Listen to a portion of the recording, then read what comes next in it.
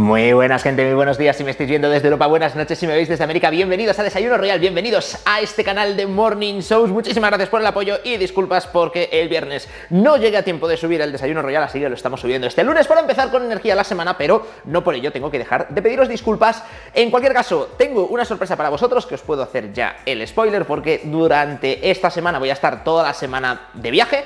Y de hecho, en el mismo momento de publicar esto, creo que estoy subido en un avión. Entonces, bueno, pues simplemente deciros que se viene la próxima semana el primer Desayuno Royal fuera. Es decir, no aquí, y veremos a ver cómo lo organizo, porque tengo algunas ideas en mente que me gustaría mucho llevarlas a cabo, a ver si os gustan. Pero bueno, en cualquier caso, hoy no vamos a hablar de lo que va a ocurrir, que eso ya lo veréis, sino que hoy vamos a hablar sobre la historia del hombre que salvó a la humanidad del holocausto nuclear. Y puede que quede como título ultra clickbait, así tal y como lo estoy planteando, pero es que es la realidad. Hoy vamos a contar la historia de Stanislav Petrov. Stanislav Petrov era un militar de la Unión Soviética de Rusia. De hecho, era teniente coronel, o sea, quiero decir, era militar importante en el escalafón de... En el escalafón del ejército rojo, del ejército de la Unión Soviética. Y bueno, pues la historia que os voy a contar es una historia poco conocida, pero que creo que merece la pena que nos paremos por un momento, ¿no?, a pensar en aquellos grandes héroes que hubo durante toda la Guerra Fría y que, pues, por pequeñas acciones salvaron a la humanidad. Y esto puede parecer como súper bestia, ¿no? Así como lo dices, en plan de, bueno, a ver, ya será para menos, ¿no? Pues han ocurrido eventos o acontecimienos muy importantes a lo largo de la historia del hombre, como para que una pequeña acción de un hombre haya marcado, pues, el hecho de que el ser humano, el hombre siga habitando la Tierra, ¿no? Que esto es como muy de película, ¿no? De viene el asteroide contra la Tierra y una tripulación de valerosos héroes astronautas tienen que inmolarse y estrellarse contra el asteroide para explotarlo y desviarlo de ruta. Es como algo muy de película, ¿no? Pero es que esta historia sí que tiene un fundamento real, veréis. Os voy a poner en situación porque la Guerra Fría es el periodo que abarca desde, digamos, el fin de la Segunda Guerra Mundial y la caída del muro de Berlín y la caída como consecuencia de la Unión Soviética, y ese periodo se caracteriza por, digamos, el enfrentamiento, que no es enfrentamiento porque haya habido una guerra directa entre las dos superpotencias del mundo, pero sí que era un momento mundial histórico de conflicto en el que las dos potencias intentaban quedar por encima de la otra de cara, pues, a tener una influencia en el resto de países. Estoy hablando de Estados Unidos y de la Unión Soviética, los dos grandes vencedores de la Segunda Guerra Mundial. Y bueno, pues es una época en la que se contraponen dos modelos económicos, de un lado, pues, los sistemas capitalistas en torno a los Estados Unidos, y de otro lado, pues, los regímenes socialistas o comunistas en torno a la Unión Soviética. Y bueno, pues esto da lugar a una escalada armamentística de rearmarse y evolucionar todas las armas que tenía tanto la Unión Soviética como Estados Unidos, con el objetivo de poder amedrentar al otro, por lo menos que el poder de tu ejército sea disuasorio si te pretenden atacar, que esto, pues bueno, pues se va generando ese clima de tensión y llegamos, pues, a lo que tenemos hoy en día con Rusia y la OTAN, que no deja de ser un poco ese rollo, ¿no? Que es como, hay una paz como muy tensa, ¿no? Porque de momento todavía nadie ha hecho nada, pero es como, a ver, tú, Rusia, ¿por qué tienes aquí 160.000 soldados? Y tú, no, estoy en mi frontera, o sea, yo no sé, esto no significa que te vaya a atacar, pero ten cuidado, no vayas a pensar atacarme tú, o hacer tú esto, porque entonces a lo mejor doy la orden a mis soldados. Entonces era muy de ese rollo. ¿Qué es lo que ocurre? Que cuando acaba la Segunda Guerra Mundial acaba con dos incidentes conocidos por todos, las bombas nucleares, las bombas atómicas de Hiroshima y Nagasaki. Son las dos únicas ocasiones en las que se ha utilizado el armamento nuclear en guerra, en batalla. Desde entonces ha habido, esto es 1945, perdón, ha habido muchas guerras y nunca se ha utilizado armamento nuclear. Estas, pues bueno, eran armas que estaban en desarrollo. Da para otro desayuno royal la justificación de Estados Unidos, si no habrían muerto muchísimos más soldados intentando desembarcar en Japón, bla, bla, bla, bla, bla. Pero a lo que voy es, desde que acaba la Segunda Guerra Mundial, tanto la Unión Soviética, que todavía no tenía desarrollada esa tecnología, pero que no tardó en desarrollarla y en construir sus propias bombas atómicas, como Estados Unidos, que tenía que seguir construyendo bombas atómicas, entraron en una carrera armamentística. Y se empezó a hablar de lo que se conoce como el MAD. MAD, en inglés, significa estar loco, ¿vale? M-A-D, MAD, loco. Pero esto eran siglas que básicamente es destrucción mutua asegurada. ¿Vale? Esa es lo que significa, ¿no? Mutual Assured Destruction. Creo que es eso. Pero bueno, significa que al final los dos países tienen bombas nucleares. Entonces, es un juego de suma cero. Es decir, si tú me lanzas a mí una bomba nuclear, yo te respondo con otra bomba nuclear. Y morimos los dos. Entonces, era el elemento de disuasión que tenían las dos superpotencias. Y por eso venga a tener misiles, venga a tener cabezas nucleares y venga a amenazar al rival apuntándole con diferentes misiles para decir, che, como me ataques, yo te ataco. Y vale que tú me ataques el primero, pero es que yo te voy a atacar tan rápido que vamos a morir los dos. ¿Vale? Muy rollo como cuando están los vaqueros del oeste apuntándose los dos con el revólver, que dices, bueno, pues el que sea más rápido mata al otro antes de que al otro le dé tiempo, ¿vale? Aquí sabes que el otro va a tener la posibilidad de dispararte también y que no va a fallar el tiro, con lo cual, claro, es una situación en la que todo el mundo estaba en una tensa calma, ¿no? Y que dices, vale, por favor, que estos dos países no entren nunca jamás en guerra, porque basta que a un general se le vaya la pinza y demás y diga, no, pues ordeno el ataque nuclear para que lleguen los otros, respondan y los otros respondan más y pues revienten todo el planeta con toda la potencia nuclear que hay. A ver, hay que hacer algunas precisiones, ¿vale? Porque la época del MAD, esto de la destrucción mutua asegurada, es algo que se viene especulando con ello durante toda la Guerra Fría, pero que es una cosa que no se produjo hasta los años 70, entrados ya a los años 70, más bien casi ya acercándonos a los años 80. ¿Por qué? Porque antes no tenían la potencia suficiente, ni tampoco los medios técnicos como para decir, oye, si tú me atacas, yo del ataque que te voy a lanzar te voy a destruir. O sea que más vale que tu ataque, el primero, me destruye a mí por completo, y entonces pues tienes ya la destrucción mutua. Antes no tenían ni las armas lo suficientemente potentes, ni la suficiente cantidad, ni los misiles adecuados para poder reventar al otro. O sea, estamos hablando de que cuando se alcanzan los términos del MAD y se produce de facto esta destrucción mutua asegurada, quiere decir que si en Estados Unidos presionan un botón, salen cientos de misiles con bombas nucleares dirección a Rusia. Rusia, en sus radares, es capaz de ver esos misiles y le da tiempo a pulsar su botón para que salgan otros cientos de misiles rumbo a Estados Unidos. Y al final, pues, se revientan los dos países, ¿vale? Y digo cientos como si son miles, porque la verdad es que no sé, pero muchos. O sea, no tenía ningún sentido el género de estupidez humana a la que estábamos llegando en esas épocas. Esto hace que algunos episodios de tensión durante la Guerra Fría hayan sido no tan relevantes o no tan tensos, sin quitarles su parte de dramatización, pero no tan tensos como se nos ha hecho pintar. Por ejemplo, la crisis de los misiles cubanos, que, bueno, básicamente la Unión Soviética decidió instalar en secreto misiles en Cuba. Cuba está súper cerca de Estados Unidos y Estados Unidos dijo, che, no me apuntes con esto tan cerca. Y bueno, pues hubo un bloqueo, estuvo a punto de saltar la chispa para que se empezaran a pegar entre Estados Unidos y Rusia. Y vale que puede que en esa época no estuviésemos en los términos de la destrucción mutua asegurada, pero daba igual, porque la reventada que iban a meterse como se declarase la guerra era muy importante. Y eso es la Guerra Fría, así explicado muy rápido, resumen de 5 minutos de un episodio histórico pues súper relevante, ¿no? Además de muy contemporáneo, como quien dice. Esto no solo son misiles que están apuntando hacia el otro país, sino que pues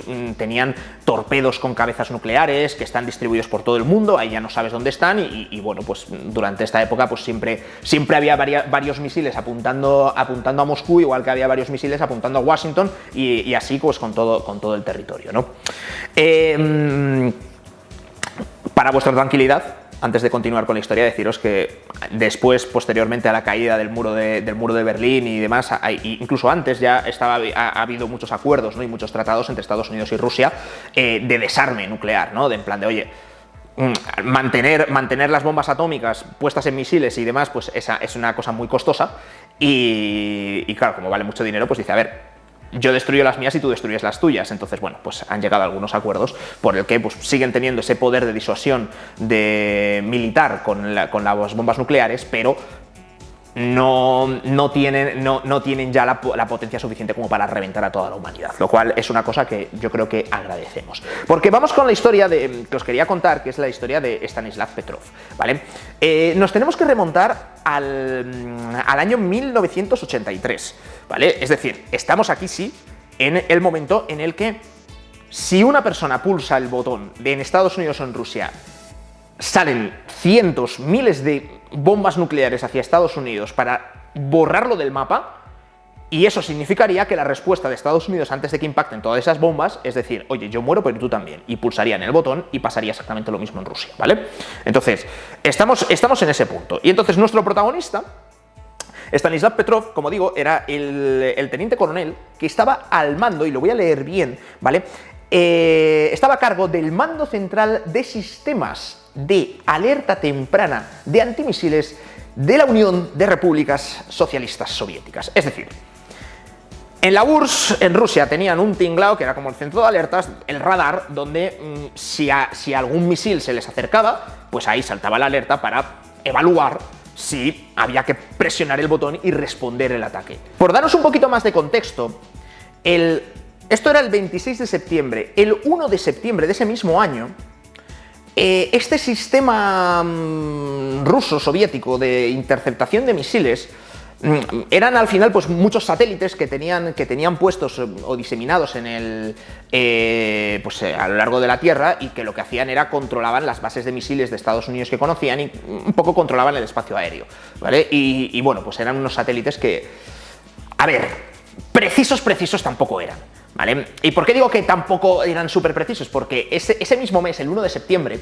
¿vale? Hace 25 días, pues el satélite percibió que, oye, parece que hay un objeto que está sobrevolando el espacio aéreo ruso, puede ser un misil. Bueno, despegaron 2 cazas o le lanzaron un misil, vamos, lo reventaron. Y era un avión de pasajeros. Era un avión de Korean Airlines que bueno, pues se metió sin querer dentro del espacio aéreo ruso, el satélite creyó que era un misil y lo reventaron, ¿vale? Entonces, ya sabían que habían cometido un error, lo reconocieron y bueno, pues obviamente los surcoreanos formaban parte del bloque capitalista, es decir, que eran aliados de Estados Unidos, pues no estaban muy contentos con lo que había ocurrido. A ver, obviamente te has cargado casi a 300 personas porque tienes unos satélites que no distinguen un avión de un misil, pero bueno, en fin, que nuestro protagonista, Stanislav Petrov, pues estaba al mando de este centro de alerta, de sistema de alerta antimisiles, ¿no? Y el 26 de septiembre, o sea, justo acababa de dar la medianoche, entraba el día 26 de septiembre a las 12:14, o sea, justamente cuando dio medianoche, no llegaba ni 15 minutos del día 26 de septiembre, esto hablando en hora local, en hora de Rusia, de repente se enciende una alarma, ¿vale? Alarma, piloto rojo, ¿vale? Empiezan a sonar, pues, imaginaos la típica alarma antiaérea, ¿sabes? Supongo, bueno, la verdad es que no tengo ni idea de cómo sería, pero bueno, empieza a ponerse todo eso rojo porque han detectado que de una base de misiles norteamericana acaban de lanzar un misil. A las 12:14 de medianoche del día 26 de septiembre de 1983. Nuestro protagonista, Stanislav Petrov, era, como digo, el militar de más alto rango que estaba en ese centro, era teniente coronel, y tenía unas órdenes muy claras. Cuando se encendiera una alarma, lo primero que tenía que hacer era reportar a sus superiores que estaban sufriendo un ataque, básicamente. Entonces, él ve el ataque, tiempo estimado de impacto, 20 minutos. El centro estaba a 100 kilómetros, escasos 100 kilómetros de Moscú, depende del pepino que les estén lanzando y de dónde caiga, pues puede incluso hasta afectarse donde ellos estaban, y notifica a su alto mando. Claro, notifica porque es su obligación, pero Stanislav ya estaba viendo que algo no cuadraba.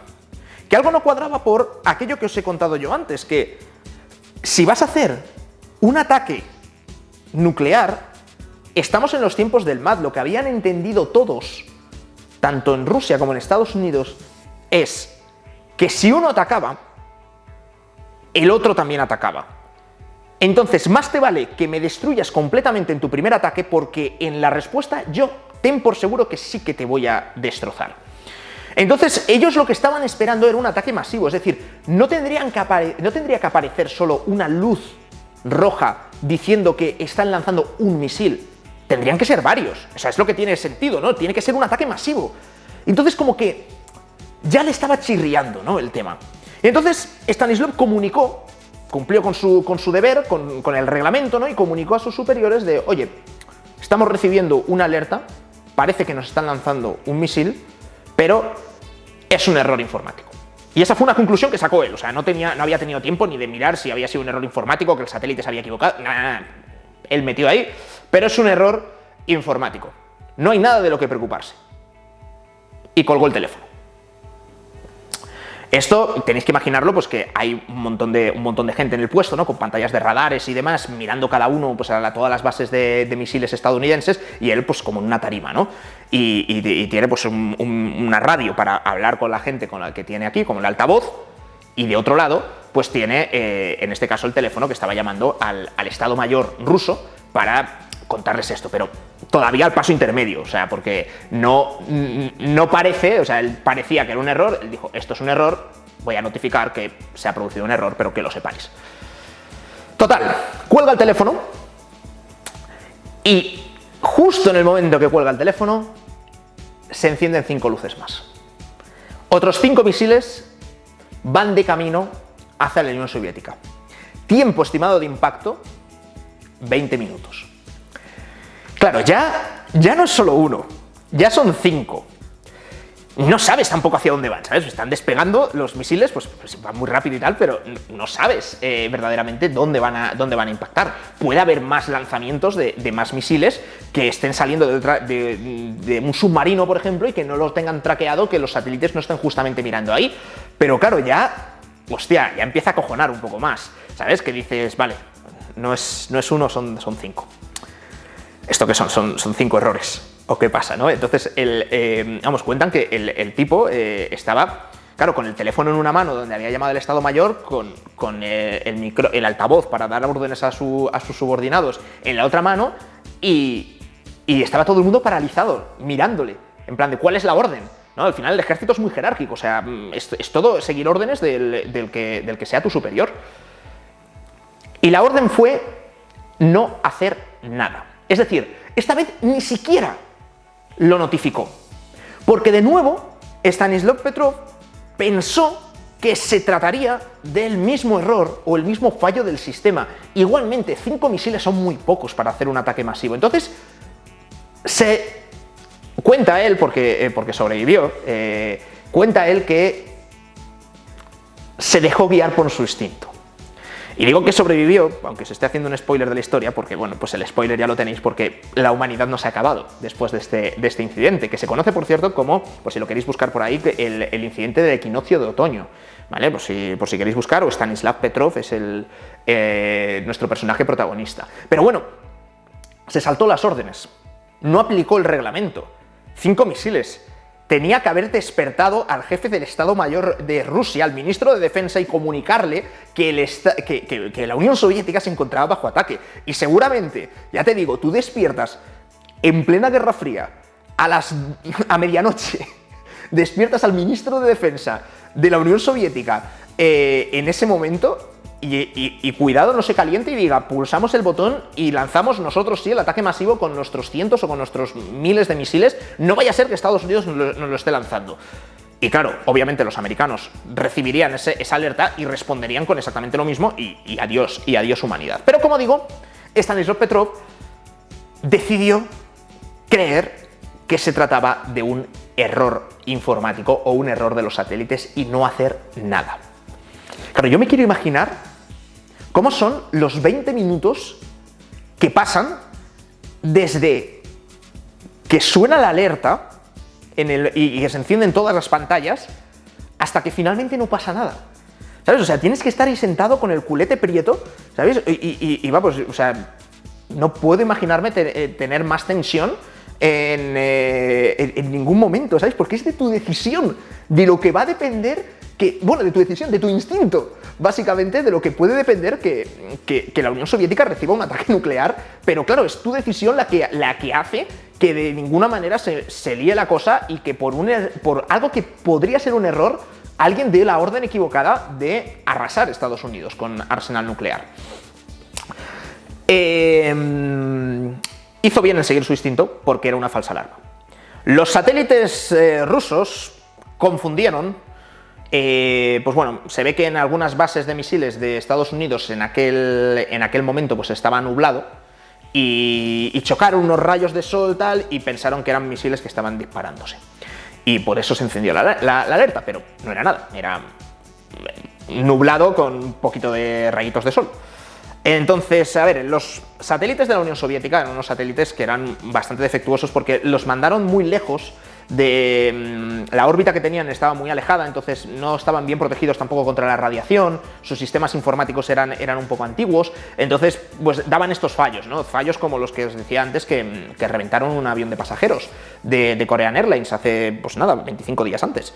Pero bueno, pues en este caso el fallo era bastante más gordo porque claro, esto ya no estamos hablando de un error humano, vale, sí, sería un error humano, pero como consecuencia de un fallo electrónico o informático que lleva a una persona a tomar una decisión equivocada. No que la persona se equivoque en la decisión. Obviamente, si en aquel momento, si estaban atacando tu país, tenías que responder con todo. Entonces, bueno, pues siguió por su instinto. Obviamente luego le expulsaron del ejército, le hicieron 27.000 entrevistas, le dijeron que por qué no había aplicado el protocolo, por qué no anotó todo en el cuaderno. Y dice, ¿cómo voy a anotar todo en el cuaderno, tío? Si estoy con un lado con el altavoz, con el otro lado con el teléfono avisándote y ¿con qué escribo? ¿Con la boca? Entonces, bueno, hubo ahí su lío y al final, como digo, le expulsaron del ejército, le mantuvieron como en silencio este incidente, pues claro.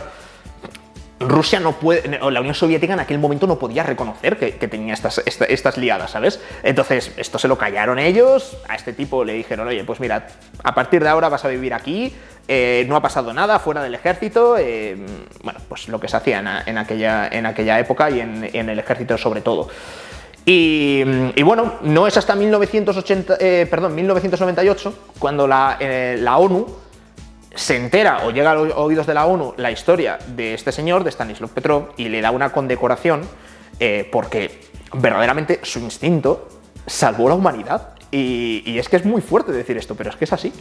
Y bueno, pues ya le dieron un reconocimiento, incluso en Rusia también reconocieron el incidente y desclasificaron toda la información y demás. Y bueno, pues este señor murió apaciblemente, ¿no? Con 77 años en 2017. Pero bueno, es una muestra más, ¿no? De cómo...